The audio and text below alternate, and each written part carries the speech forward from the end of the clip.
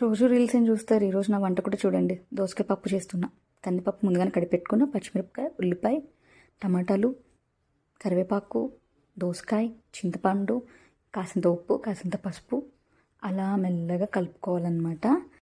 అలా కలుపుకొని మూత పెట్టేయాలి.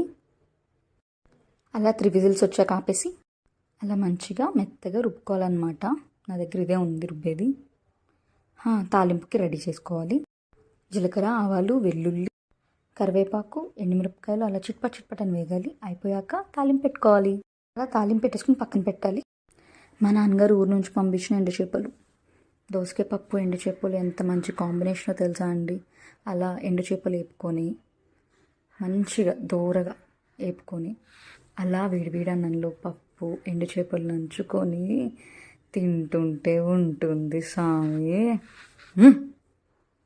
అలా ఒక